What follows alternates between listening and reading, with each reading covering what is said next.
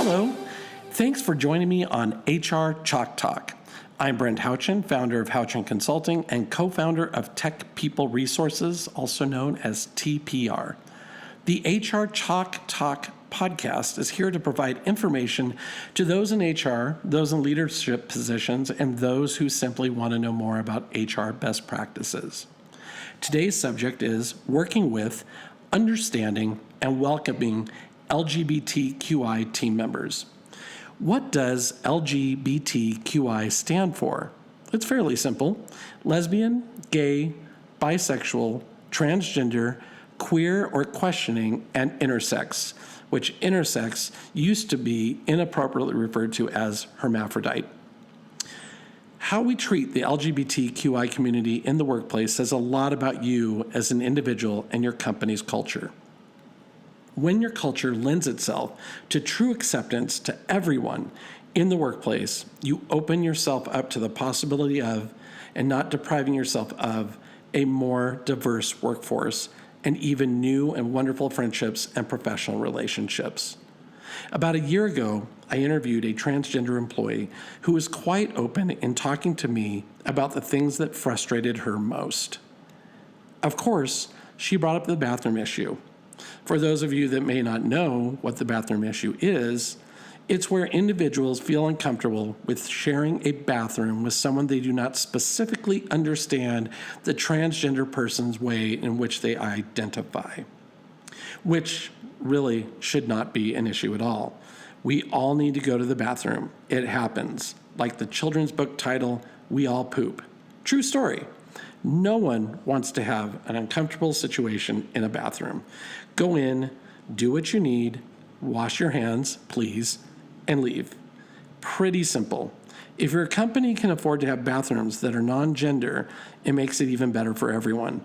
If they cannot afford it, then a conversation might need to be had, should the team member be okay with it, with the team they work with explaining that the team member will be using the bathroom that they identify with moving forward, and we all need to be okay with it.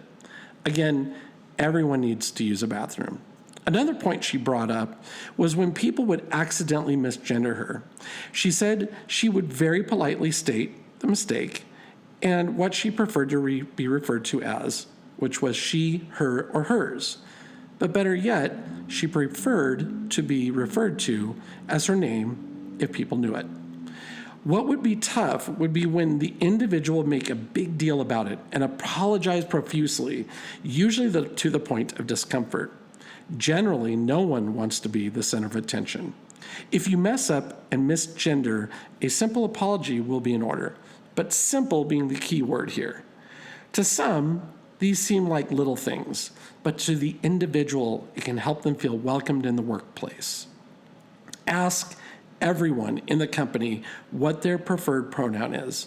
It's simple, it's respectful, and it's a great learning point. For instance, I prefer he, him, his, or my name, Brent. As our interview continued, I learned much more about the things that make or break the feeling of acceptance and comfort in the workplace. For instance, ensuring the nameplate for her cubicle was spelled correctly with her preferred name, or the name that she acknowledges and accepts to be hers. Keeping in mind, she did not have an illegal name change as of yet in this situation, as compared to her previous male name, of which she did not identify with at all. Also, or as well, her badge and ID being named properly was very important.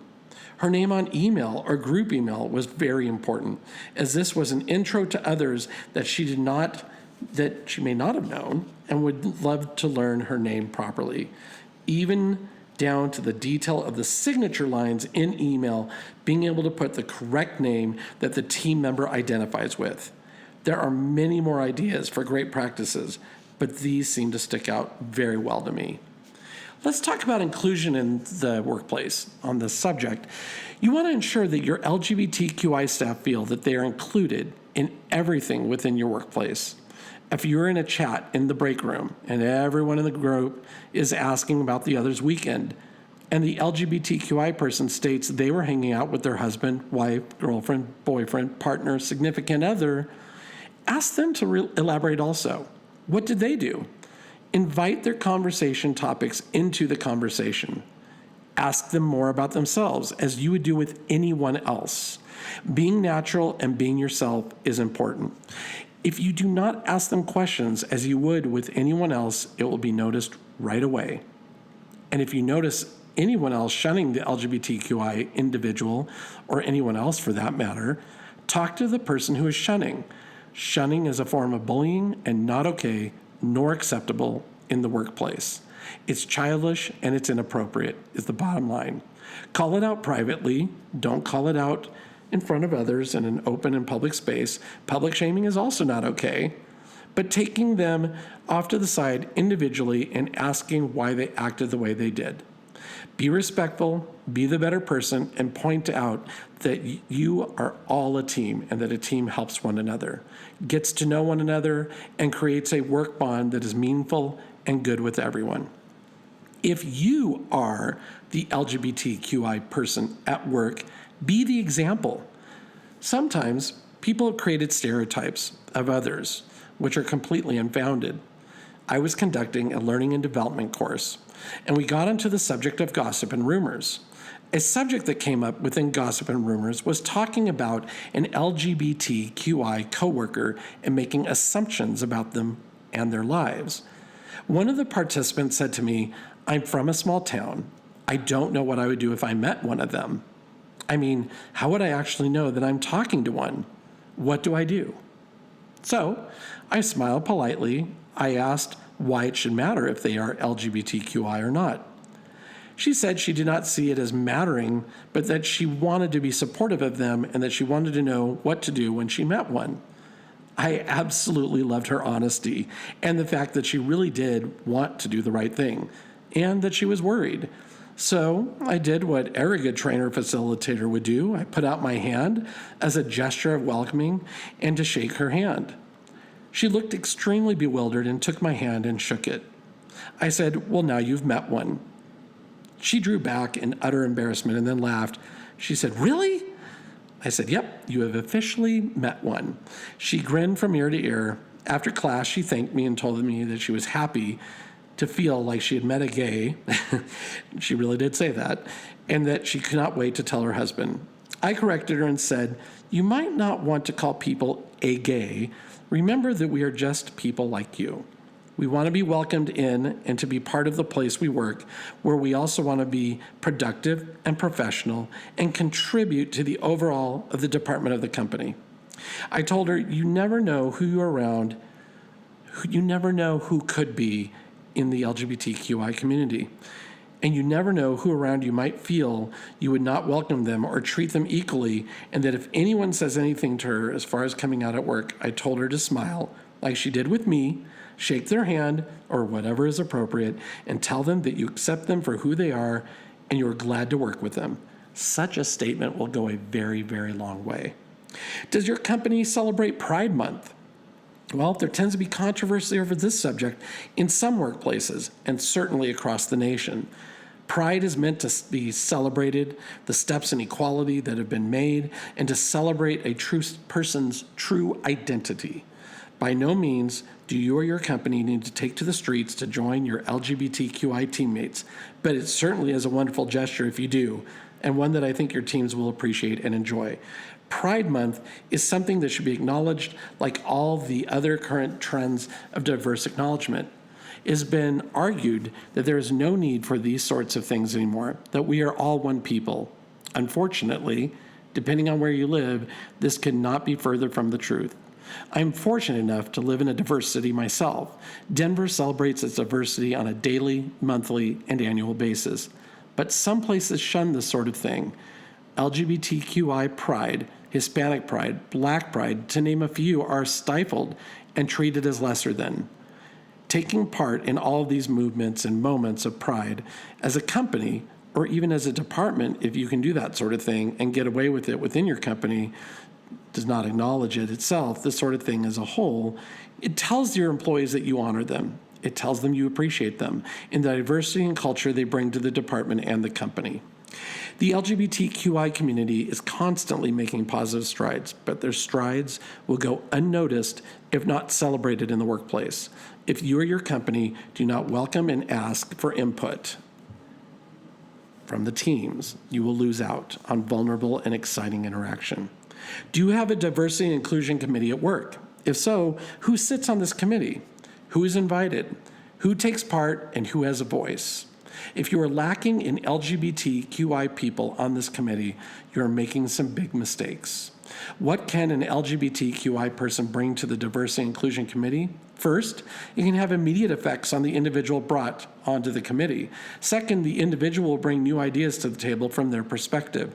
And third, their LGBTQI fellow team members will not only recognize this appointment to the committee, but they will embrace the idea that they are being heard and that they are also important to the workforce.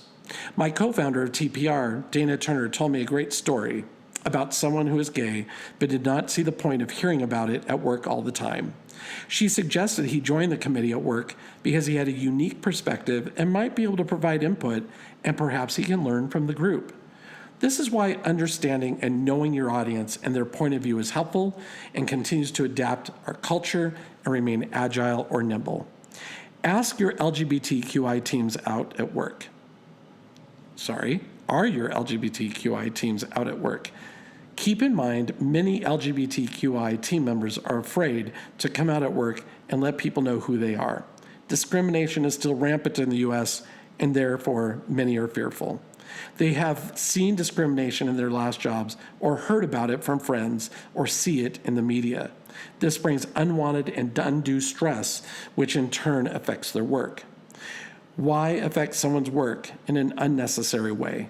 Make efforts and strides to make everyone's workplace safe, enjoyable, and good.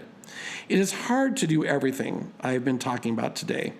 It can be. It doesn't have to be. In most of the instances mentioned, the answer should be no, these things are not that hard. But getting people to buy in on subjects of possible uncomfort should become your job to help them to become comfortable. And keep in mind, in many states, acting in a discriminatory manner to LGBTQI team members is illegal. If anything, you do not want to be on the wrong side of the law when it comes to this sort of thing.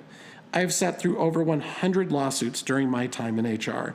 I have watched some companies dig their heels in and believe that they can discriminate and that they can act in any way that they feel fit. It is honestly sad to me that any company would adopt this mindset and would want to be at the forefront of discrimination, when in reality, we should come to the simple thought of, aren't we all people?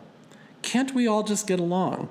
And why should our sexual orientation make up an opinion of anyone in the workplace? So let's make a conscious effort to work toward a positive workplace experience. Let's make an effort and a stand to be an employer of choice. Be known in the industry as a great place to work and that everyone is accepted. Ensure that non-discrimination policies are in place, and make sure that you have a diverse and inclusion committee happening and in full force. Treat your teams as an important and integral part of the company that is needed and wanted. It's about respect. Your employees will thank you. Okay, off my soapbox. As we close, I want to remind you that you can always contact us at Tech People Resources for learning and development opportunities on any HR-related subject. Or you can always reach out to me at Houchin Consulting for HR assistance of any kind. We are here to help. And remember, again, it's about respect. Your employees will thank you. Tune in next time to HR Talk. See, I keep messing that up. And as I review the subjects of setting expectations in the workplace. Expectations are an absolute must when leading others. The more you know, the more you will succeed. Thank you for joining me today. Have a great week.